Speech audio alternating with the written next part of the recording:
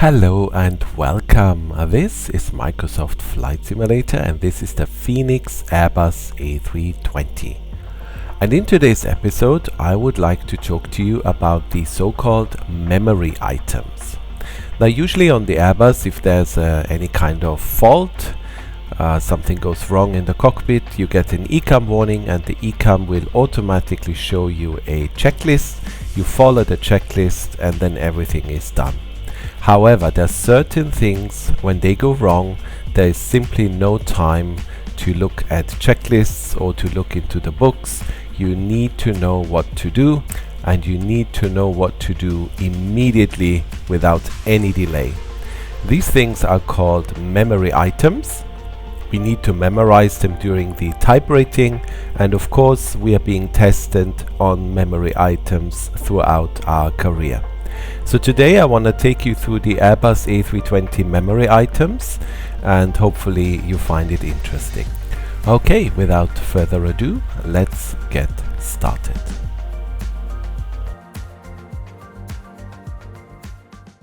Okay, so the first scenario I would like to talk to you about is called emergency descent, or in some companies it is called rapid decompression or decompression. So the idea is that you're flying along, everything is nice, you're at a high altitude and all of a sudden you lose cabin pressure. If it is a rapid decompression, this will be very noticeable. The cabin would fog up, there would probably be a loud bang, it would get very cold very quickly, and well, it would be very difficult to breathe. So in that scenario you really don't have time to read any checklists, and so you immediately put on the oxygen masks. That is actually the very first thing you need to do before you do anything else to keep yourself conscious. And then you go into the memory items, which essentially means you initiate an emergency descent. And I'm gonna demonstrate that to you now. So the Airbus memory items for this particular scenario are crew oxygen mask use, signs on, emergency descent initiate, thrust levers idle, this is only applicable if the auto thrust is disengaged, and speed brakes use or full depending on where you are. You need to be a bit careful with the speed brakes. So we are flying along, all of a sudden we have a rapid decompression. You look down here, you get your oxygen mask, you put it on. Your colleague will put on the seatbelt signs. At my company we have a specific command for the cabin crew that we will say so they know what's about to happen. And then you initiate the emergency descent. You dial in any altitude to start with. 20,000 is safe in Europe. As you can see, we are above the Alps. The highest elevation in Europe is the Mont Blanc, and the MSA above Mont Blanc is 17,800 feet. So the way I see it, initially when I'm above the Alps I just go to 20. On the way down we will get headings by ATC and they will guide us somewhere where it's safer. So first of all, just put in a safe altitude, pull the speed, we go into open descent, read the FMA, make sure that you're really in the right mode. So thrust idle, open descent, alt blue, flight level 200. We pull the speed, increase the speed to the maximum, so we want to go down as fast as possible, and then we can add the speed brakes. Now with the speed brakes, be careful at high altitudes, the VLS will come up very quickly. There we are. The aim is to descend at around about 7,000 feet per minute, which is what we're doing now. So you can see the maximum speed band is going up, so we can increase our target speed and keep those 7,000 feet per minute. The rule of thumb is, if you descend like this, you should achieve a safe altitude where everybody can breathe within around about 4 to 5 minutes. And you will cover around about 40, maybe 50 miles. This depends of course also on the wind. The aim is essentially to get to 10,000 feet. That's when you can take off your oxygen masks and anyone on board can breathe again. And that's the memory item for that. Of course, the memory item is not everything. you would have to set off a mayday because you're doing something you're not supposed to be doing. They would probably give you a heading to get you away from the traffic. Maybe they would already ask you, what are your intentions? In other words, is there an airport you want to go to? As a good pilot, you should always be aware of where you are. We have Milan over here. Milan Malpensa is a very good airport, so I would actually aim for that. And as we know, Milan is in a valley, which means we can descend further. But as you can see, we are already at 20,000 feet. We are already in Alt Star, so the descent is very rapid, really. And that's it. That is emergency descent and rapid decompression.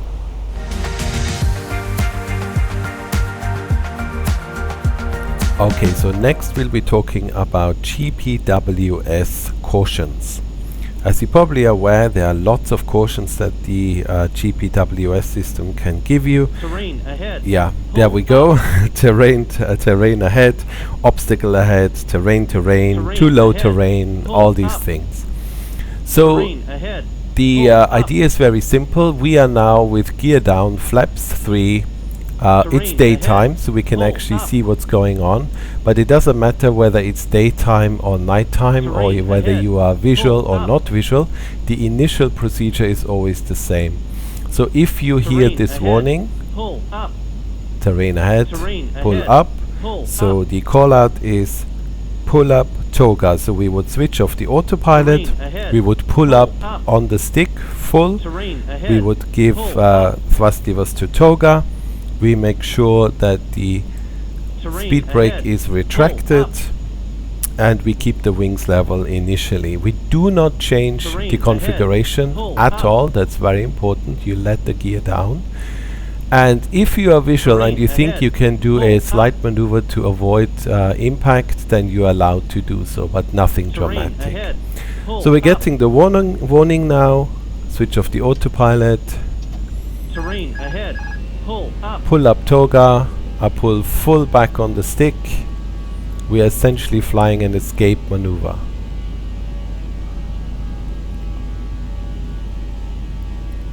And once the warning subsides, you can actually get out of the procedure. We can see the terrain is still ahead. In this case, I would initiate a turn to the left.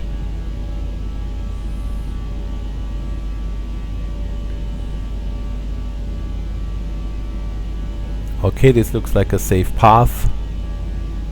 Wings level, and we can finish the maneuver. So we would go back to climb, if it lets me. This is something I don't like in the sim because I can't feel what the thrust lever is doing. Here we go. And now you would be allowed to change the configuration. Why are we not putting the gear up? Because when you put the gear up, it opens all the doors and that increases the drag. So you're actually going to lose some of the vertical speed whilst the gear is moving up, and that's not what we want. Also, changing the flap setting will usually induce a slight descent. Well, not descent, but it will reduce the rate of climb. So at this moment in time, you just leave everything as it is. You just do the call out, pull up toga, and you put the thrust levers into toga, and you pull up as hard as you can to avoid the obstacle. If it's nighttime, you keep the wings level, because this will give you the best rate of climb.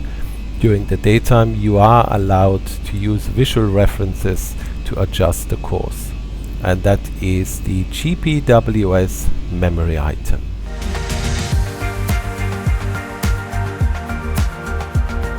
Okay, the next memory item is simply called TCAS. So TCAS, for those of you who are not familiar with it, is essentially a system that avoids us to crashing into another aircraft. There's a lot going on. There's a whole video we could do about it. I don't know if you're interested, we can. Essentially, aircraft these days will sort of talk to one another. If they realize they are on a collision course, they will decide what each aircraft will do and then basically do so. So there are two forms of TCAS. Luckily, my company has what's called auto TCAS. So on our Airbuses, we don't actually do anything. The autopilot will fly the TCAS avoidance completely on its own. So the call out for us is we're gonna get a blue TCAS sign here that says TCAS, and we just say TCAS blue, and then we just watch the autopilot do its thing, avoiding the other aircraft. You need to inform ATC. The correct call out is well, your flight number, so let's say flight 123 TCAS RA. Once the aircraft has finished and starts returning to its nominal route, you simply tell ATC flight 123 clear of conflict. However, some aircraft do not have an auto TCAS, and then the initial call out is, so you get the warning traffic, and then you say TCAS, I have control. You put your hands on the controls and you are ready for whatever is about to happen. If you get a so-called resolution advisory, let's say the aircraft says climb, you switch off the autopilot, you switch off the flight directors, and you follow what is indicated here on the screen. I will show you a picture now of what a resolution advisory will look like. You basically put your vertical speed into the green band and keep it there until the aircraft tells you clear of conflict. I'm actually not sure how this works in the sim. I have had the traffic warning a few times because I use FSLTL. If you fly online, this might be useful. Yeah, essentially follow this procedure and then you will be safe. You must ignore what ATC tells you. If they tell you descent and TCAS tells you climb, TCAS takes priority over ATC. So that's the rule. TCAS overrules everything. Now, does TCAS overrule GPWS? No, not really, because there's no point in avoiding another aircraft and then flying into the ground. So at low level, be super careful. If the aircraft tells you descent, you put the nose down and then immediately you hear terrain, pull up, then you need to automatically follow the GPWS memory items. Tricky scenario, which we actually train in the sim, so be aware of that. One last thing, if you fly TCAS, usually, especially with the auto TCAS, the aircraft will revert to basic modes. So you will end up with heading and vertical speed. So be aware of that. It will no longer follow your flight path and it will just be in a vertical speed mode. So just adjust the vertical speed, return back to your altitude, press the heading button to go back into nav, and then you're all good to carry on. And that is TCAS.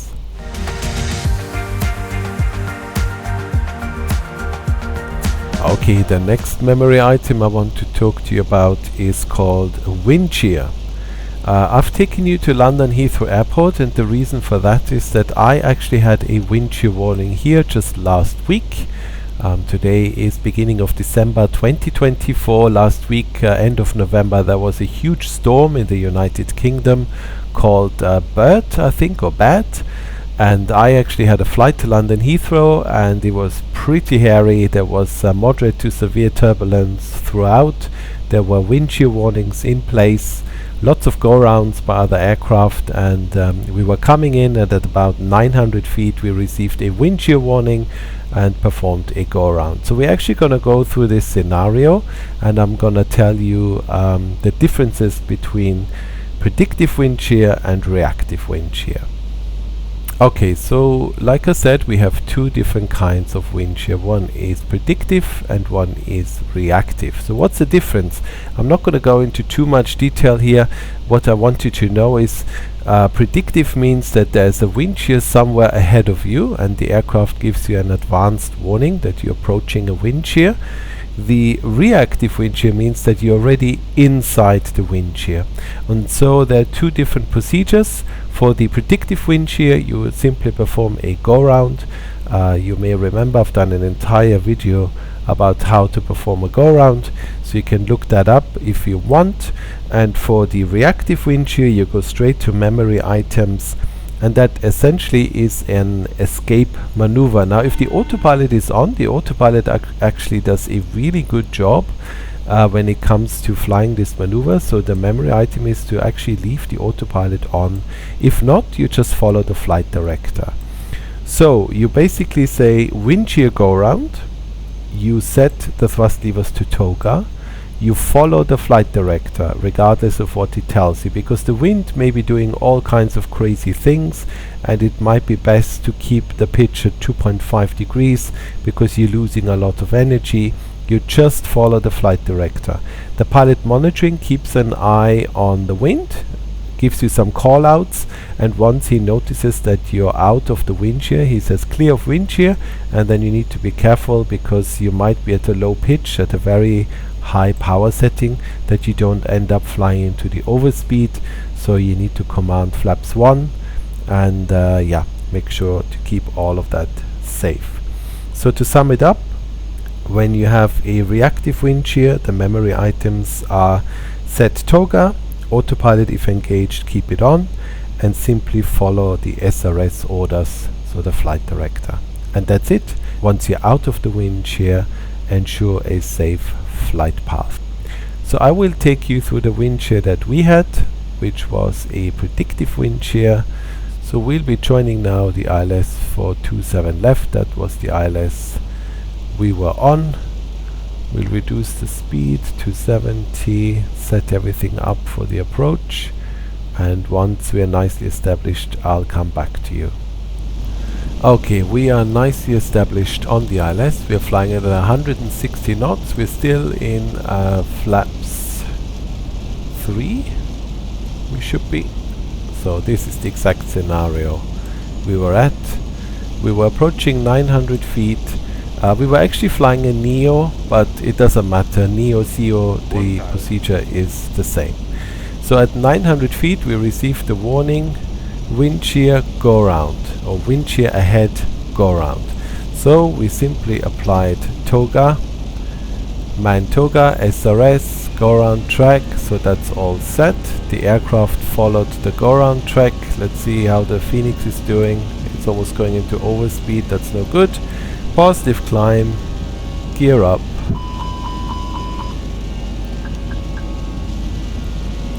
And for whatever reason the aircraft has now gone into heading mode, probably because it has gone into the overspeed. Well, I can tell you this works a lot better in the real world. The aircraft would really just fly the go around nicely, follow the go around procedure, and definitely not go into the overspeed. Anyway, that's the procedure. So if this would have been a reactive wind shear, we would have just gone into toga. We would have not changed the configuration of the aircraft to make sure drag remains as low as possible, and we would have not followed the go around procedure because that would initiate a turn. We just want to keep wings level and escape the wind shear as best as we can. Yeah, not sure why I couldn't do the go around as it should. In any case, let's move on to the next one.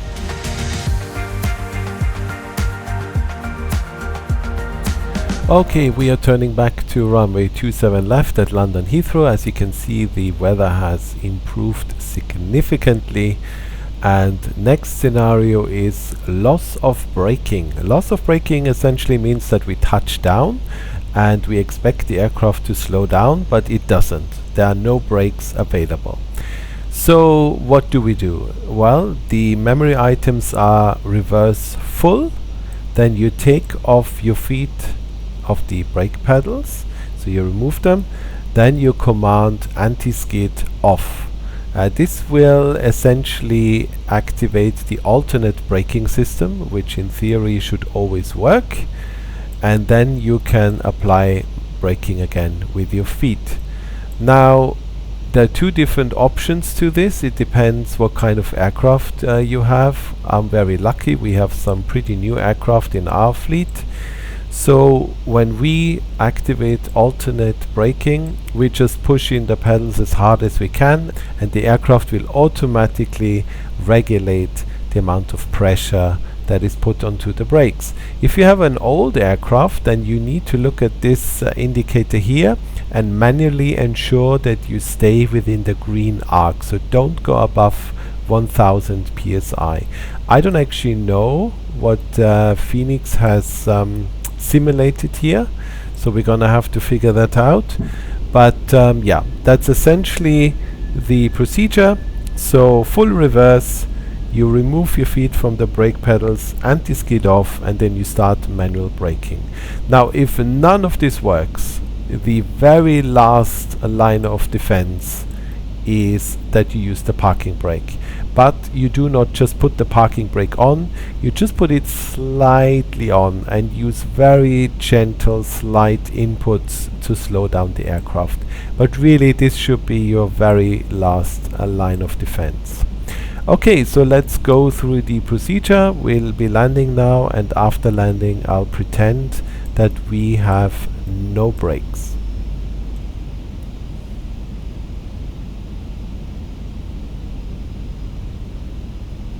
100, 50, 40, 30, 20, retard. Okay, spoilers. Reverse green, and we have no braking. So we go on to full reverse, feet off the pedals, alternate braking, and we use the pedals very carefully. Yeah, I'm pushing down fully. It doesn't go above 1000 psi, so that is like on our aircraft, and we bring the aircraft to a stop. You wouldn't taxi with this because it essentially means that you have no brakes, so you would declare an emergency or at least a pan and say that you require a pushback truck to pull you off the runway. Make sure you inform ATC because you're now blocking a runway, especially at London Heathrow. That's a big deal. And that's loss of braking.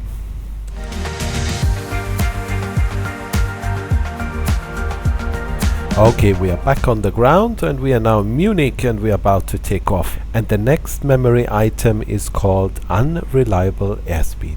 So what that means is that for whatever reason, maybe the pitot tubes are clogged up or something like that, you do not get accurate information of how fast you are flying. Which means that essentially you have no idea whether you're too slow or too fast or what's going on. So if this happens straight after takeoff, Airbus says you should go into toga and set the pitch to 15 degrees. You do this until you reach the acceleration altitude, which is usually either 1000 or 1500 feet above ground. At this point you move the thrust lever to climb and go for a 10-degree pitch. And once you pass 10,000 feet or you're already above 10,000 feet, the procedure is to move the thrust lever into climb, usually it's already there, and just put the pitch to 5 degrees. So those three pitch and power settings will always give you a safe flight path to just carry on for the time being. Now you may remember I've actually shown you there is a bus system on this aircraft which is incredibly clever. So you have, well, the workload is significantly reduced compared to other aircraft. The aircraft will actually show you exactly which speed is safe. Now this bus system only works below 20,000 feet, and you would then follow the bus system and come back for a landing. But initially the idea is to keep the flight path safe, and then especially at low altitude, these are the three things you need to remember. So toga 15, then climb 10, climb 5, and that's essentially the initial memory action. Also make sure that the speed brakes are retracted and you leave the configuration the same. The only exceptions are you can retract the gear, and if the unreliable airspeed happens when you're in flaps full, you're supposed to move the flaps lever one step up to flaps 3. And those are the memory items. So let's just go through it very quickly the way Airbus has written it down. Autopilot off, auto thrust off, flight director off. You set the pitch and thrust according to the profile of the flight. Flaps maintain unless you're in flaps full. In that case, select config 3. Check that the speed brakes are down and make sure the landing gear is up. and that's basically it. So initially, yeah, you need to fly this manually without any flight directors, without any auto thrust, anything on. I'm not quite sure how we can do this here. I don't know. Let's see if there's a failure. Okay, so it says here that we can block the pitot tubes. So maybe that's what we can do. So let's block the captain and let's arm that. I guess we'll do this above 800 and do the same with the FO. So in theory this should mean that we should have an unreliable airspeed shortly after takeoff. Well, let's see what happens. I've never tried this before in the sim. It's the scenario we train in the real world, well, on the sim at least. So I've never tried this on Microsoft Flight Simulator. Okay, let's go for takeoff. Man flag 66 SRS, runway 8 fast blue, fast set. Yeah, you can already see that the airspeed is not working. So at this point we would essentially reject the takeoff. We would not carry on because I do not know our speed, but I can see the standby is working. So I'll just be using the standby for now with around 140 knots. So this would work. V1 rotate, positive climb, gear up. Okay, we have unreliable airspeeds. We go to toga 15 degrees. We'll keep this until we reach the thrust reduction or acceleration altitude. Okay, we've reached that, so now we go to climb. Of course, we would have commanded the colleague to switch off the flight directors as well. Let me do that here. We have to do everything on our own. Thrust, auto thrust needs to be off as well. We go to climb and set the pitch to 10. And that will keep us safe for now. And once we reach 10,000 feet, although we would never climb that far, we essentially go to 5 degrees. So let me just see if the bus system can come online and switch them off. There we are.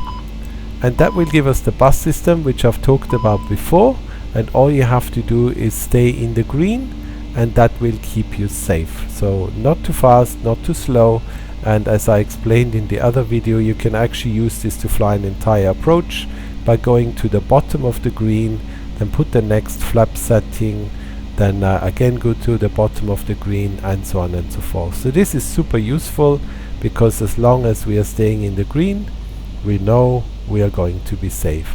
And this is how we would return the aircraft. This is a mayday call for sure. It's a significant technical fault, and we would just come back to Munich using the bus system to, well, land the aircraft.